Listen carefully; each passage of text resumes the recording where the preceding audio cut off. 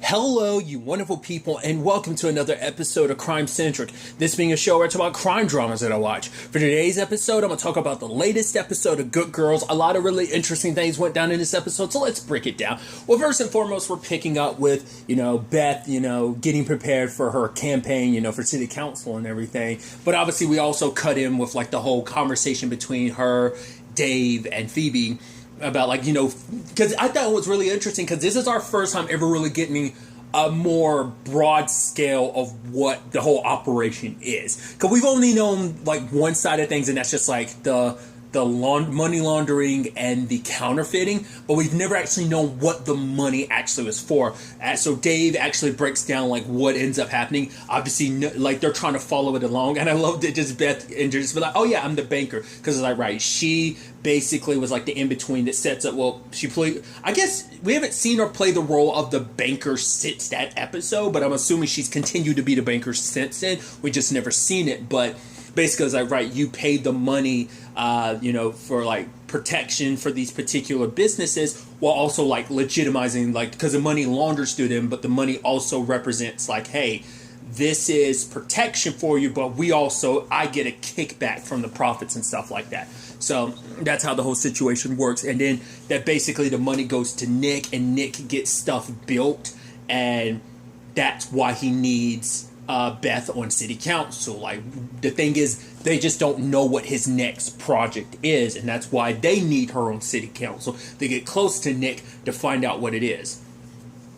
Which I love the entire time Phoebe's throwing mad shade at Beth, because it's alright. You're able to, manipulating people. It's really good at what you're good at and stuff like that. Because obviously Phoebe's really still very hurt, understandably, because Beth manipulated her. And it's kind of you're kind of the reason why I got fired.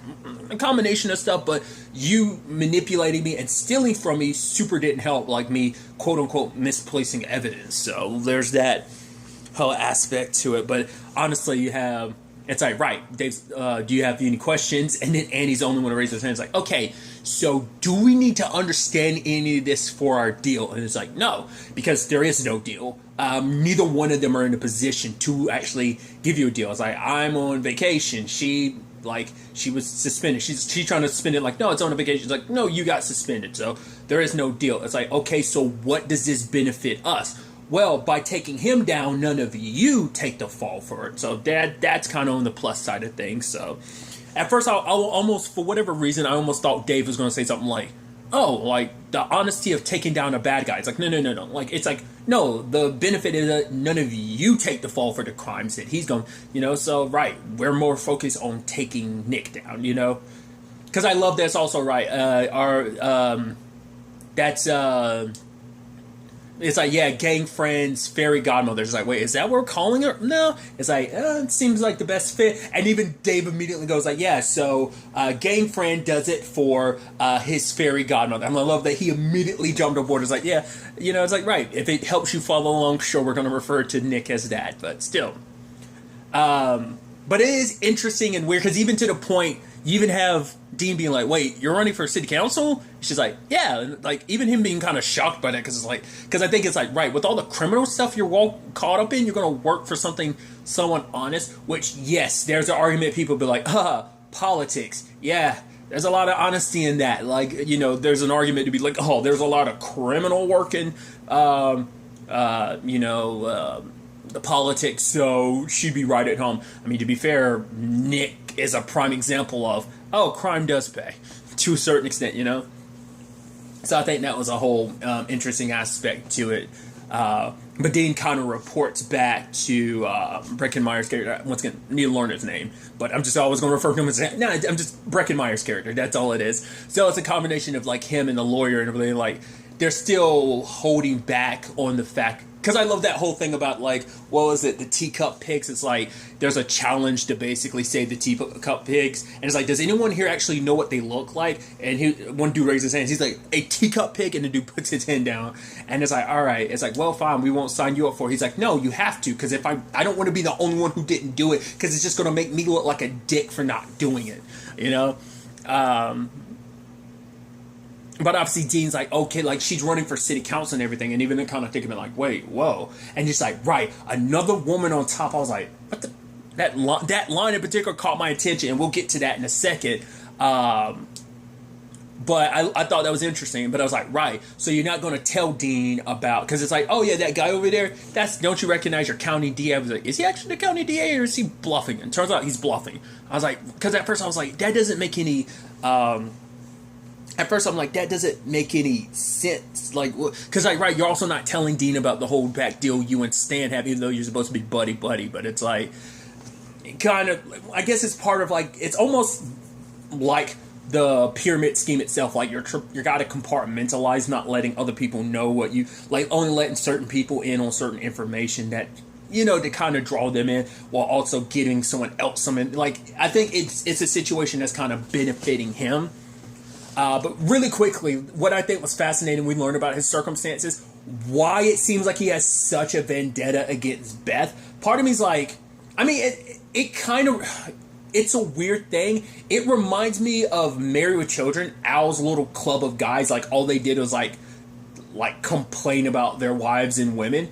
That whole thing, it reminds me of that. Because he comes from a situation where he's got like a very like his wife kind of demeans him and stuff like that. It's like, oh, you fed the dog a Big Mac. He's like, yeah, it only ate part. It's like, well, when it has to squirts, diarrhea and stuff like that, you're going to be getting up. It's like, you know, I got a question to ask you. How do you go through every day being a moron? It's like, woo.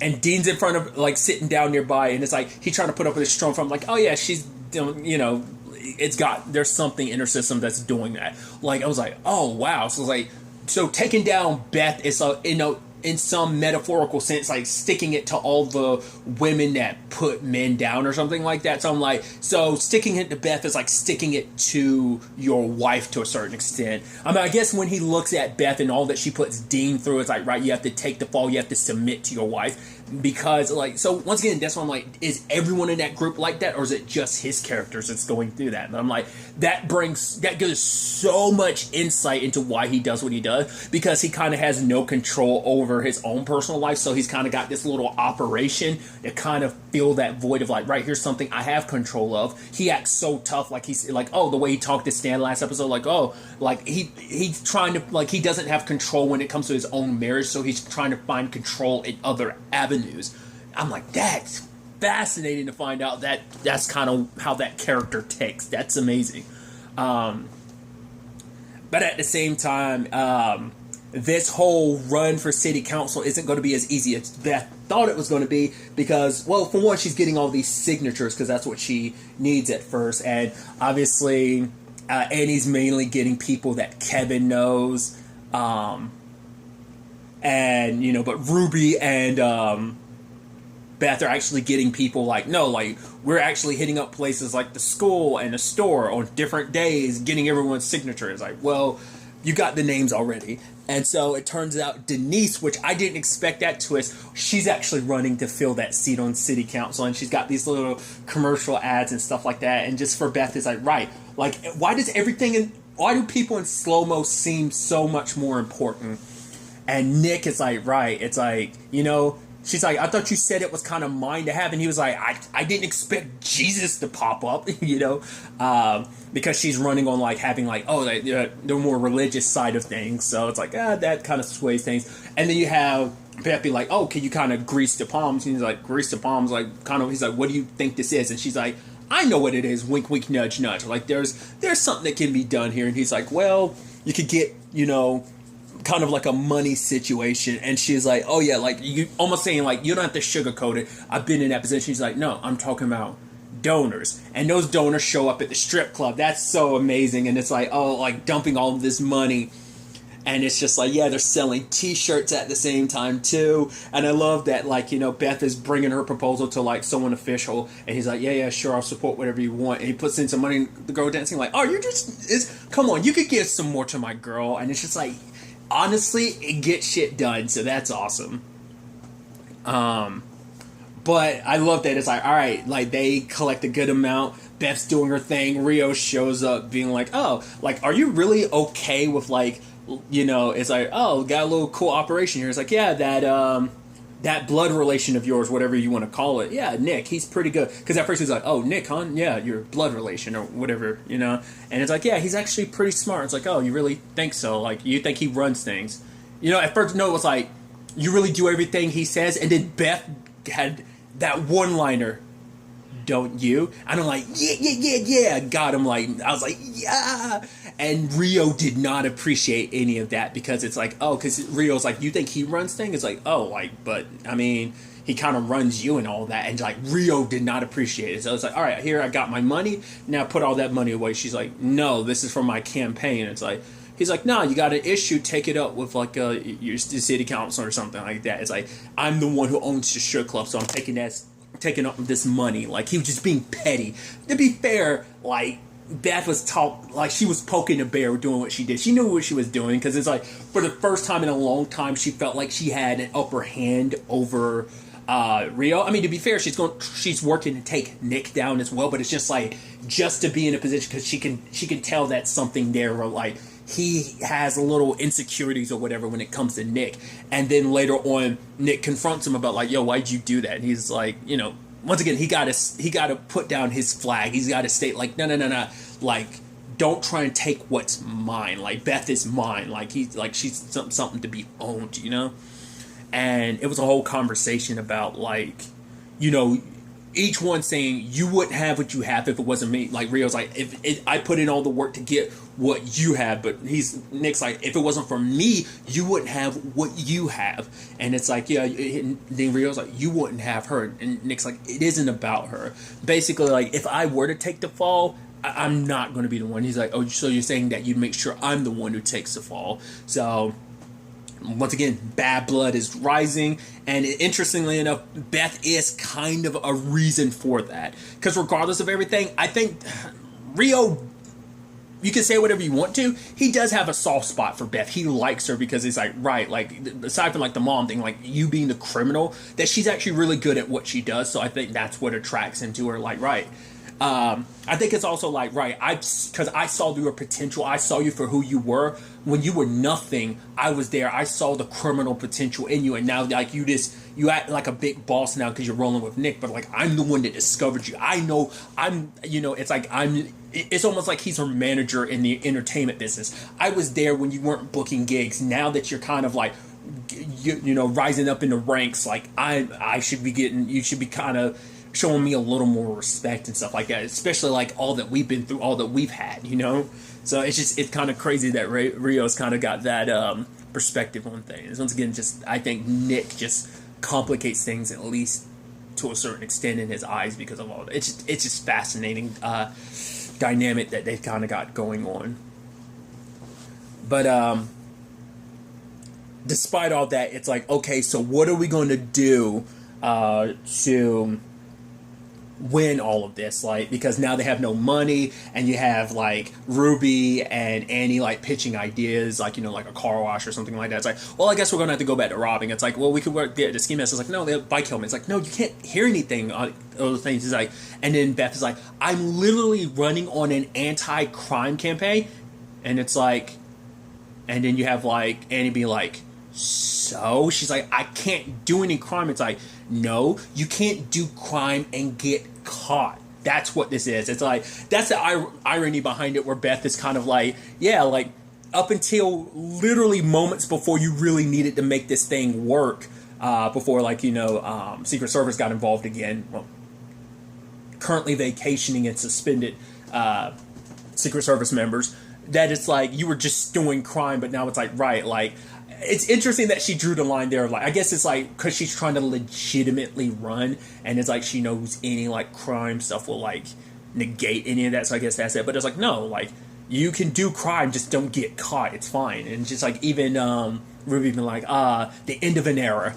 But they're still, like, pitching ideas on what to do, and Beth has to deal with one of her sons getting in trouble at school. It's like, yeah, like, so, oh yeah, great kid, but it's like, he wrote there was a lot of honking involved, and it's like, what's that about?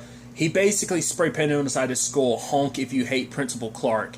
And it's like, honestly, there was a lot of people in this town must really hate me because there was so much honking that classes were disrupted. Like, no one could teach because there was just that much honking, which, like, that's got to break you to know, like, yeah, people are honking that much. It's like, I'm sure some of that is just douchebaggery, but it's got to break your self-esteem a little bit. Like, honestly, I don't know how much of that could be, you know, just people being douchebags, or how much is just people straight up being like, no, I hate that guy. It's like, that's gotta suck. And it's also like, well, how you know it was Kenny? It's like, well, I actually had hair before I met your son, ma'am. And it's also like, right, we found these spray cans in his locker and everything. So what's going on home? The binge. And it's like, oh, we've kind of dealt with that. It's like, well, he's kind of done a lot to try and get attention here. He's actually really good at getting a lot of attention. And then in that moment, Beth's like, it's never going to happen again. Walks away. And then so basically, Mick with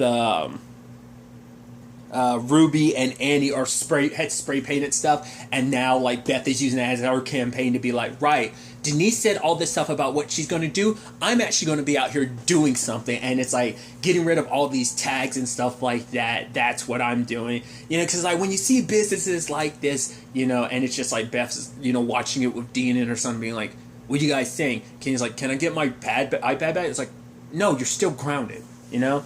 So it's like, okay, they're having a bit of a win on that front. But then, like, Dean finds out, wait, that's supposed to be the DA dude, right? No, that's a dude that works at Starbucks. He served you coffee. So now he knows, like, Breckenmeyer's character was lying to him. Denise comes over and I was like, okay, what's this all about? It's kind of like that, like, once again, that, like, that unsincere, like, fake sincerity of like, oh, hi, ha, ha, ha. And then it's like, right, so it's like, oh, cool, I'm offering you a job. And she's like, what? Yeah, when you lose, because I'm going to win. Oh, but what about your husband? Like, oh, I mean, he's never been convicted. It's like, yeah, but even if he hasn't, like that, your whole campaign's anti-crime, and yeah, your, husband's circumstances are what they are. She's like, I'll let you get back to, what you're doing and everything. It's like, oh. And so Beth is kind of screwed on that front. So she ended up going to talk to Phoebe and kind of apologizing, like, right, I need those plates back because I can't run, so I have to find some other means around all of this. And it's like, no, we need you to run. And it's like, she's like, if we can get like the replace turn, it seemed like, no, you misplaced them. But Phoebe is like, nah, it's too late, because it's like, right, we're only going to have one drink because I'm not about to be in a position where you manipulate me again. And so it's like, it turns into this thing of like Phoebe just being like, no, like I thought we were friends or something like that. But Beth's like, what made you think we could actually be friends? She's like, I don't know, like I do what I do and you do what you do. Like, what did you expect that we kind of push that all of aside and then like go to Cabo for like once a year or something like that, hang out with friends? I think on some level Phoebe did. But I'm like, yeah, the two, like I had to look out for my family. I didn't have much choice because it was like, no, I would have protected your family. It's like, I'm supposed to trust the person who busted me. I mean, to be fair, the beginning of all this was based on your deception. You pretended to be, who you were just to get them. So it's like, it's this bond you had, this circumstance that connected you is not through like, oh, sincere friendship and stuff like that. But it's like, right, so what do I do about Denise? It's like, and then you had Phoebe suggest, why don't you do to her what you did to me? And Doug coming in and be like, oh, Dave coming in and be like, oh, is everything okay? It's like, oh yeah, everything's fine. And so I think she initially has that front of like, oh yeah, everything's all honky-dory. And then Mick comes in and it's like, whoa, where's this going? And it's like, he begins breaking stuff in her house. I was like, yo, legitimately, I was like, that's some gangster ass shit, dude. That's probably the most, at the very least, one of, if not the most gangster thing Beth's done in this show. I was like, and the way she's sitting back like a boss or whatever, and it's just like, oh, like this way it's gonna look like a home invasion, like a robbery, and then like Mick pulls out the gun and points it out, and she's like, please don't kill me. It's like, I won't, bring up like the stuff about your husband and stuff like that, and it's like, okay, and even like. Once again, real gangster, like, Beth puts up the picture. It's like, oh, is this your daughter? She ice skating? It's like, and, Mick's like, oh, yeah, like, essentially, like, he likes ice skating stuff, so it's like, right, he's going to be there every day with your daughter, so you are going to want to keep your mouth shut. And she leaves, and she's like, thank you for your support, and just kind of leaves. I'm like, yo, that's gangster as hell, dude. That, once again, that's like real. I mean, to be fair, she took a page out of like Rio's book, because that's something Rio would do, so that was fascinating. Some other interesting elements is, obviously, like I said, Dean confronting Breckenmeyer's character about everything. It's like, right, I know that dude isn't a county DA. He works at a coffee shop. It's like, he lied about, like, the name tag and everything. And it's like, okay, so why are you soul rolling me? It's like, right, you need to talk to your buddy Stan. You're not the only one that's kind of in a very tough spot. So I guess in that moment he realized, like, right, it must be something related to Ruby. This is all about protecting Ruby for him. So they're probably going to have a conversation very soon. And speaking of Ruby, her and Stan, it's like, she's looking at all this stuff, and he's like, yeah, babe, no, it's not just that, it's this and that. And she's like, okay, like, she's like, how deep are you into this? Because he's like, nah, like, trouble ends up finding you girls from time to time. So I, wanted to kind of have some, like, I guess in his mind, like, he's trying to spin it as being, like, legitimate money. And she's like, how deep are you in this? And he's like, no, I just bought, like, a year's supply. And she's like, a year? She's like, okay, but I hope you know none of this is for black people. He's like, babe, don't even say that. It's like, and he was reading something. He's like, yeah, that's not for black people. But, yeah, other than that, we also have Annie. I love that. Like, obviously, like, her, Kevin are hitting it off. Like, the whole thing, like, with the pimple and everything and cooking. And it's like, yo, BM. He's like, can that not be my nickname? But Kevin's like, but that's your initials. But it turns out, like, Nancy's in a dark place. And, which I think is actually really sweet that Annie went to check on her, because it's like, right, her and Nancy haven't always gotten along. So, like, for Annie to do that, because it's like, right, like, we've had our ups and downs, but I do care about you. Like, obviously, you are someone that Ben cares about. And I think it's like, right, I want to gloat a little bit because you and Greg are in a bad place, but at the same time, it's like, no, I know what it's like to be in a bad place. So, it's just the fact is, like, Typically, Annie before now probably would have gloated a lot more, felt really good about it. Granted, she kind of gloated a little bit in front of Greg, but it's like, it's just a thing of, like, they're in a bad place and Nancy's in a bad place. So she goes and visits Nancy, brings her a whole bunch of stuff. It's like, no, it's a spa day and stuff like that. But for Nancy, it was a situation where she was like, right, there was a dude that was like a senior or whatever when she was in high school that she really liked and like would play Mortal Kombat in the arcade with him, and she's like, honestly, I was really good at it to the point I had the highest score for like 7 years until it got unplugged, and he's like, it was most likely that dude. And then Nancy kind of like gives the finger gun back, like, you are 100% right, probably had to be him because they went to prom and everything. But the whole point with the story was like, right, I never failed, and then like that's why this hits her so hard. But it's like, well, I mean, what about your marriage? She's like, what are you talking about? It's like, well, Greg and I like hooked up, I mean, more than once. And then she made a point to be like, well, I got him back. Exactly. Like, despite everything, the condition your marriage was in, you took that failure and you bounced back. It's like, this is just another like bump in the road, but you'll bounce back. So that was, like I said, really sweet of just kind of like, you've shown that just, it's like, just because you've had a failure in life that you can bounce back. And it's like, could you have literally picked any other moment for this like life lesson you were trying to teach me? And it's like, right, so here's this thing. Realize that it isn't just for feet. So kind of gives her that like vibrator thing.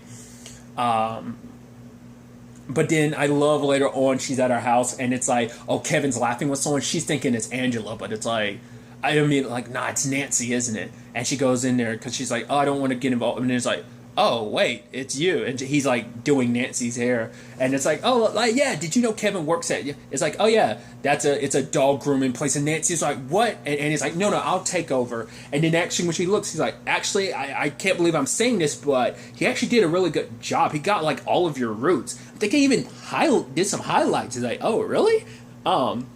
But it's like, oh, he's actually a really cool guy. And it's like, yeah, I know, right? Surprisingly. And then Nancy's like, oh, I'm glad you two got each. And she's like, oh. And he's like, no, there's nothing like that between them. Oh, why not? And I think for Annie, it's because the last, I mean, it had its complications. The last relationship she was in was with home dude who was with the FBI in season 2. God, I always get the Sams mixed up. Is it Huntington? I can never remember the other Sam's name from Being Human. I got Sam Witwer's name in my mind, but I can never remember the other Sam's name who played Josh and that. But like, yeah, him in season 2. I don't, because it's been a while, so I don't remember his character's name.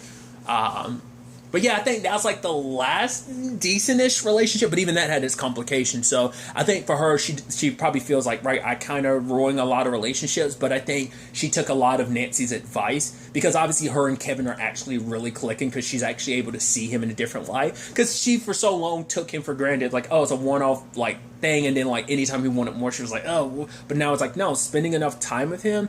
And because I think it's also like after everything went down with, well, interestingly enough, Josh, the therapist and everything, it made her, she's been working on herself, that she didn't want to just like jump into a relationship because she feels like she can get a little self-destructive in that manner.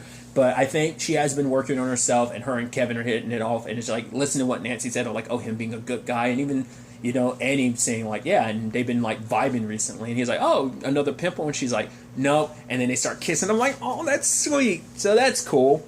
I think this is a situation that Ben would approve of, especially because you also got to the point where it's like, oh yeah, like Ben and Kevin are like tight. They hit it off like buds. So I think that matters a lot too. So interesting developments on that front. Then, Beth and Kenny show up at the house, and it's like, oh, all their stuff is returned, because I guess Beth went to Rio for help. That's why Mick was, because I was like, is Mick doing that behind like Rio's back? But it's like, nah, it's like he had Rio's go ahead to like help them out. So I guess she ended up turning to him for a favor. And so for him, it's like, right, see, I told you didn't need Nick, so here's like your money, and here's like all your stuff back, kind of showcasing like, yeah, you only need, like, don't get so caught up in him, like, he can't do for you what I can. I can help, I'm much more helpful than him, like, because he has to keep up appearances and stuff like that. I'm me, like, I'm the one I've been here since the beginning with you. Don't let the new guy, like, avert your eyes from what we got type of thing, so... But at the same time, Breckenmeyer's character seeing him like pull up, drive away. So it's like, that's interesting developments. I am very, very excited to see where the next episode takes us with all of this. But really, that's all I want to talk about. Until the next time we meet, be happy, be safe, live life to the fullest, enjoy it. Good day and good